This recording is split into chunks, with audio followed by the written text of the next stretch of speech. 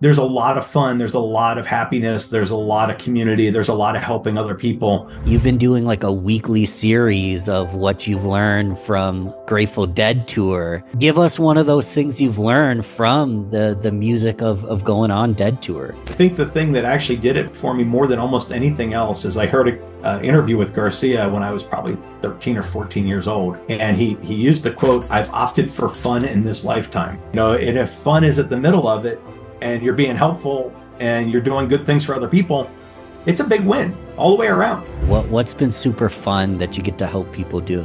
It's connecting people. It's doing intros that bring home why I'm putting people together. I love getting to do that. It's so much fun for me to have a conversation with somebody and say, oh, you need to know X, Y, and Z.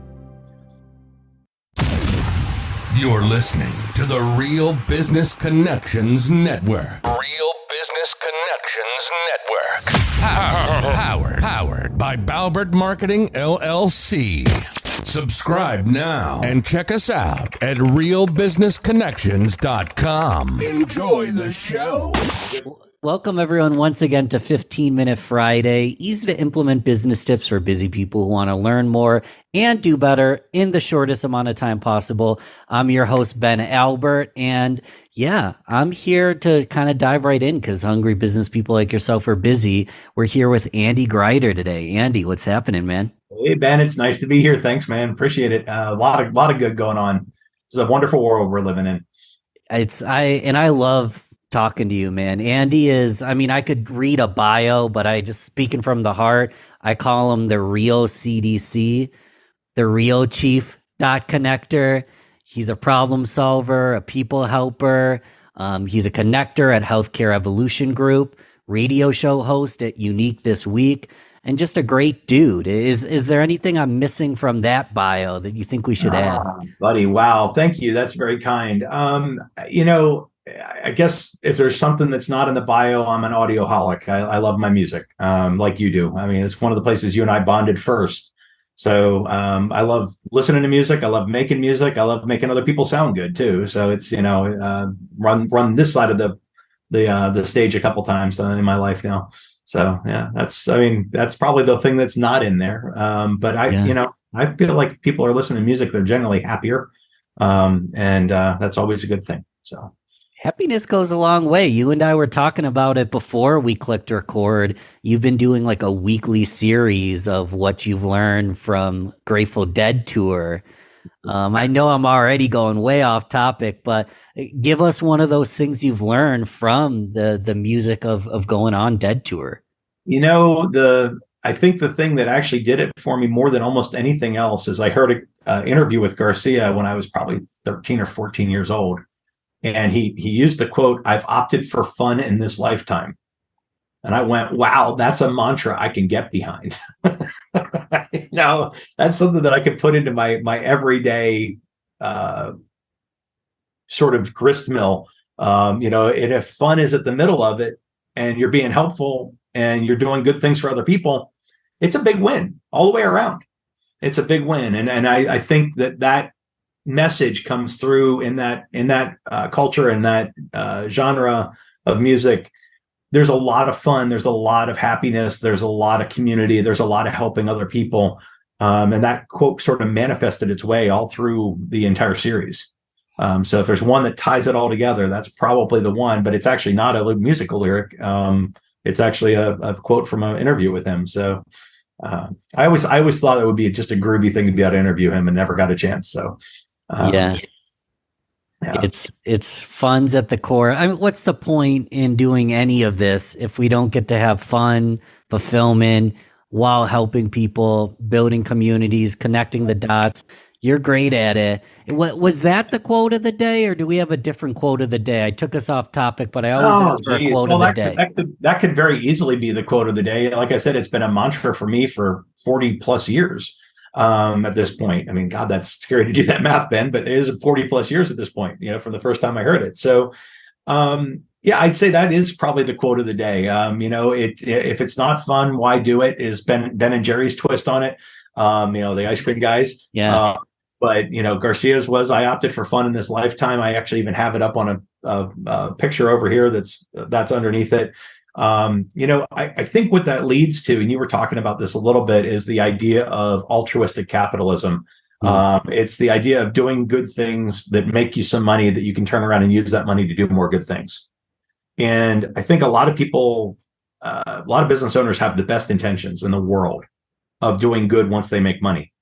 But then suddenly they have a whole lot of other things they want to do with that money once they make the money, if they make the money. But they're chasing something. Instead of chasing a purpose, they're chasing capital. If you chase the purpose and the capital comes, then you get to go do more with the capital and have more purposes. So, it just turns into a actual means to a true end versus, a lifelong chase. And again, I guess that's the other quote I'd throw in, is that, it's not the destination, it's the trip along the way. I mean, that's the whole point of a lot of what I believe is have fun in the moment. Enjoy today, enjoy this minute. Loving doing this with you. And I've been looking forward to this for days. So, it's been good, but you live now, you live for what's right around you. And I appreciate it. So. And Andy, what a long, strange trip it's been thus far. Indeed it has. What's new and exciting that's been kind of lighting you up lately? What's been super fun that you get to help people do? You mentioned it earlier. It's connecting people. It's doing intros that bring home why I'm putting people together. I love getting to do that. It's so much fun for me to have a conversation with somebody and say, oh, you need to know X, Y, and Z, and know that I can explain in the introduction how that person's going to benefit. I think it's really important in introductions that you do that. You make sure you take the time to say, hey, Ben, meet, ABC meet Ben. This is what Ben can do for you that I can see. This is what ABC can do for you, Ben, that I can see. And then, I think the other thing that a lot of people don't do is they don't ever follow up. They get stuck on, and you're great at that, Ben. I mean, you're one of the best people in the world that if I make an introduction for you, I guarantee you're going to write me and tell me how it went. You're going to say, hey, this was a great introduction, or hey, maybe this one didn't work as well as it could have. I didn't quite get what we were trying to do, or whatever it happens to be, something in between. But that follow through on both sides is almost always lacking. And I think it's partially because of the busy world we're in, but yeah, it helps a lot when it does come back around on both sides, because then it really develops a friendship and a relationship as well. So it's more of a dialogue. It's a conversation. It's a relationship. And I know, I don't do this. I kind of send semi-copy pasted messages once in a while once I got a gist of it. You actually take a literal video when you're giving an introduction. You're going above and beyond. Why the video? I'm not complaining, but why do you decide to do a video when you're making an intro? I can talk faster than I can type. So that's pretty good. I can knock out a lot more of those in an hour in the morning than I can trying to type them, even if I cut and paste, actually, because I still personalize everything. But it comes down to, Ben, there's that personal connection of me on the screen telling two people why I want to put them together. I feel like as long as people actually watch the video, which sometimes is a problem. Sometimes they do, sometimes they don't. Do you get notified that they didn't watch the whole thing? No. I'll get a notification that someone watched the video, because I don't use Loom's system to send it out. So it doesn't tag the person. It'll say someone watched your video. And then usually by who replies next, I know who watched it. But I don't usually ever know. But then people who don't, they'll write me and say, well, the meeting didn't go real well. Well, okay. Well, did you guys talk about X, Y, and Z? No. Well, did you listen to the video? No. Well, I told you X, Y, and Z were the things that I was putting you together for. Oh, well, maybe I need to have another meeting. So, yeah, I mean, again, it does have its bonuses, but it also has some drawbacks I've come to find. I didn't expect there to be any. But I like being able to have the facial expressions, the nuances, the things that don't come through in writing. Plus, it's really hard to misunderstand a video. You can write things very easily in text or in email that can be misconstrued or taken the wrong way. Get somebody that had a fight with their spouse in the morning reading an email, and they're going to read it completely differently than if they'd read it the night before. Same email. But if it's a video, it's kind of hard to screw that up on both sides. So, on my side too, and make sure I am doing it with the best of spirit and best of intent, and I'm not just dragging through it either. So I'd say that's another key. That's why I use video. Yeah, and you're not a scripted robot who's just you actually speak authentically from the heart, and you're using a tool called Loom, right? For anyone who likes different tools. So Loom allows you to send a video just about to anybody. Yeah, anybody you have an email address for, or for that matter, you can send it through LinkedIn. You can capture the link. You can send it through text. You can send it through WhatsApp, wherever you want to. And the thing I like is it allows me to track who I've introduced and who I haven't. So I can go back in and look and say, did I put Ben with Marlena? Did I put Ben with, Terry? Did I, yes, I did. Okay, cool. When did I do that? Oh, here, boom. So, that kind of thing. And I don't do it for any other reason than I have a memory like a sieve. So I have to help myself along the way. It's part of that long, strange trip, Ben. So I take every conversation, I take notes in a spreadsheet because of that thing you just described. I'm wondering when you're connecting the dots and you're doing business development, what other tools or strategies do you like to ensure you're actually starting dialogue and conversations and getting in the room with the right kind of people? That's a really good question, Ben. So, and not a surprise to get one from you. Well, it's funny because I think you do it naturally, Andy. I'd say the subscription service that I like the most, I like Otter for taking notes during a meeting on Zoom and things like that. So I don't have to take as many notes, and I can go back in and re-listen to something while I'm out on a walk or whatever. Or if I miss a meeting, I can tack into my partner's meetings. But the other thing that I really like is a software called Bubbleless, BUBBL.us. The word bubble without an E.us.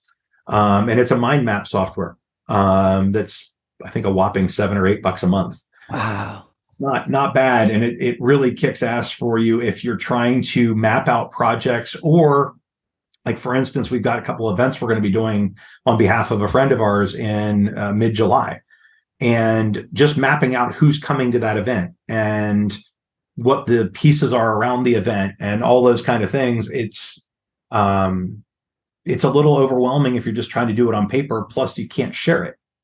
So I just went into Bubbleless and started knocking it out there and sent it to the partners, and they were like, whoa, wow, this is awesome. So I hadn't used it in a while, and I thought, oh, wow, I need to get back to using this more. So that's another advantage tool that I like. Good stuff. It's going in the show notes so we can all dive deeper into that. Cool. In a moment, we're going to get into homework assignments, things like that, so we can integrate some of the stuff we learned. But how do people support you? I follow you on LinkedIn. I'll endorse you on LinkedIn. That's a start. But the listener, how can they support you? That's always awesome.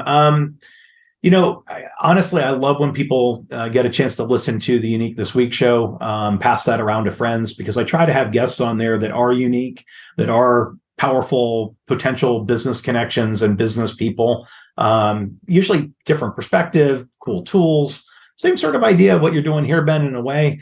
But it's a focus on them for, about the same 15 to 20 minutes. I love when people, write and say, hey, this is a great guest. They really helped me kind of get an introduction.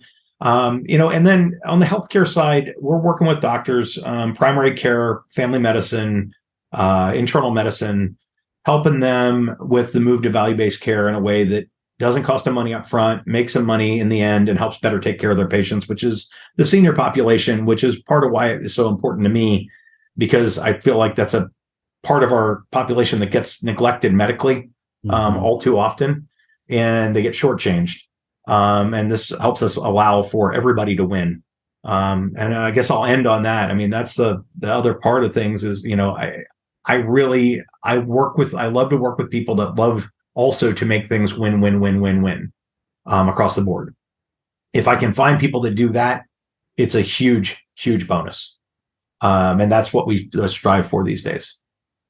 I think you gave us 5 wins. Win, win, win, win, win. Yeah. It's a scenario when one person wins, everybody involved wins from that win. Yeah, you just need to make sure that it does cascade outwards, because it's not always that way.